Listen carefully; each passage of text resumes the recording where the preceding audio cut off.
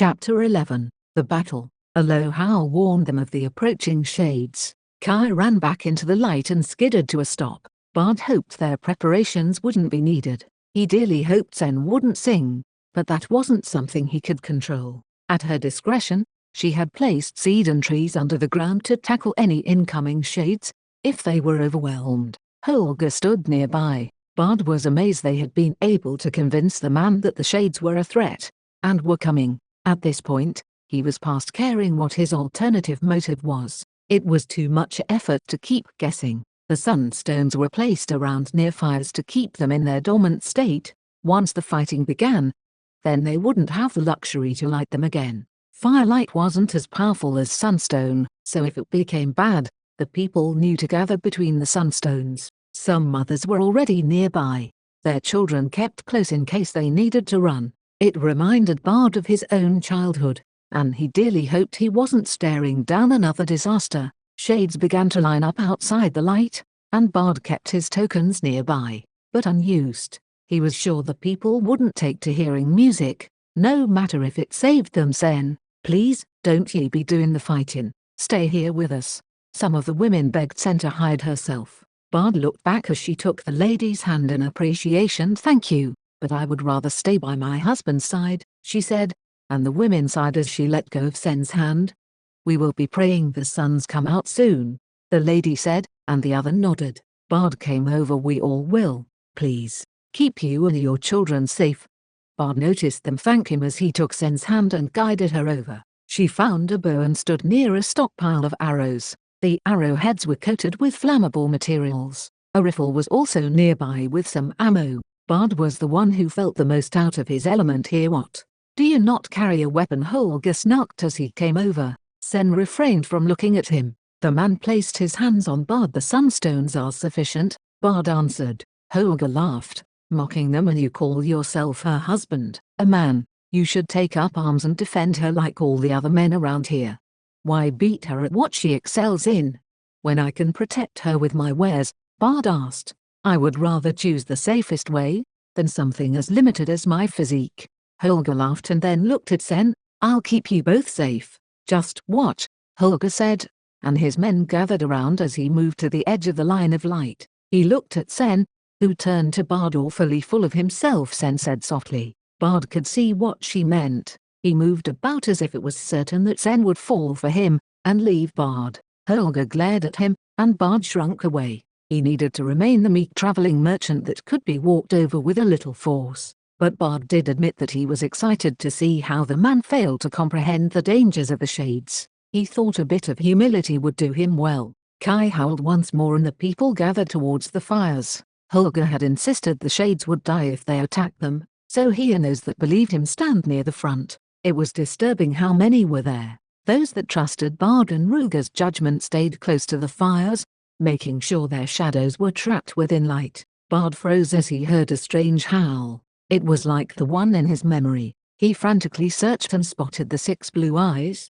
glowing as it moved through the other shades. Then it rose into the air and howled once more. Something dark and strange moved from the ground and rose into the air. Bard nearly fell as he looked up at a storm shade. What were they doing here? Fires would be blown out. Was this why his village had fallen? Was it not because of a lack of fire and light, but because they lacked something that would glow in spite of a storm? Sen yelled and fired her rifle at the shade, and it screamed an unearthly sound. Bard, the light sticks, she said, and Bard quickly hustled to his gear on Kai, and began pulling out every light stick he had, while Sen and Ruger shot at the growing number of storm shades, firing their bits of light to keep them at bay.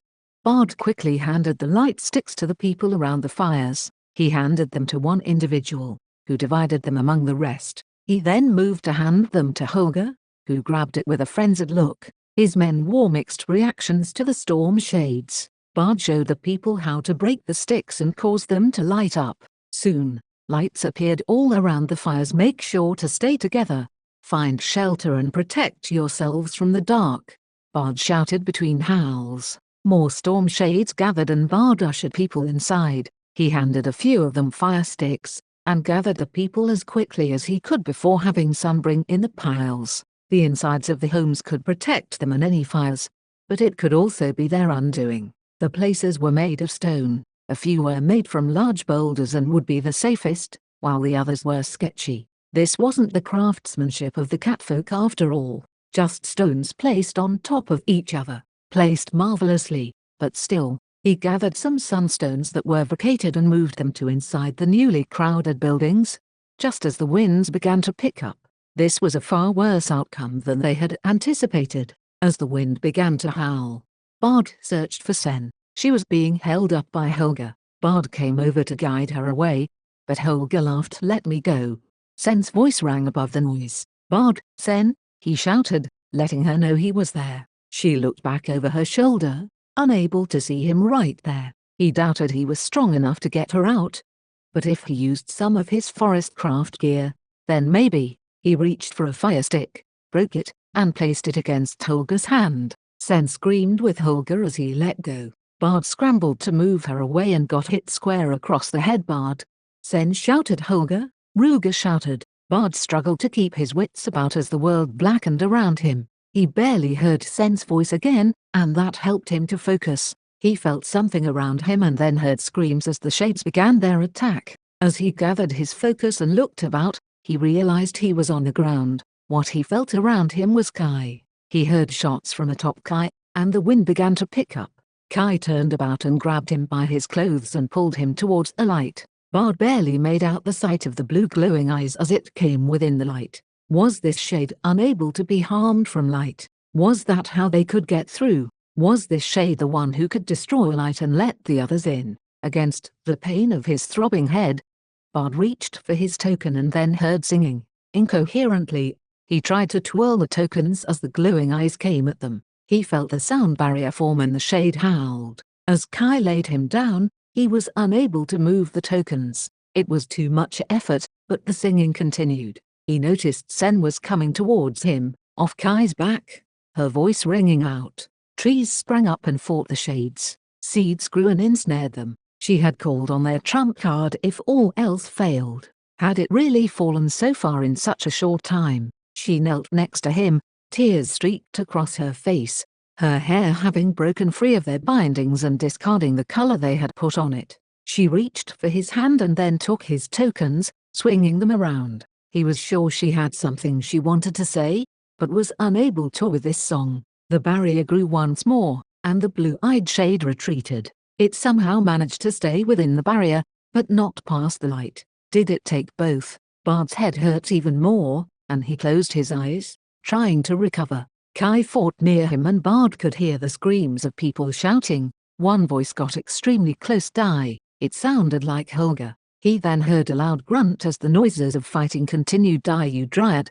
Another voice shouted and Bard forced his eyes open. They must have meant Sen. He couldn't let her die. "Elvira, out of the way," another voice said. "She is defending the village. Until this fight is over, don't make more enemies.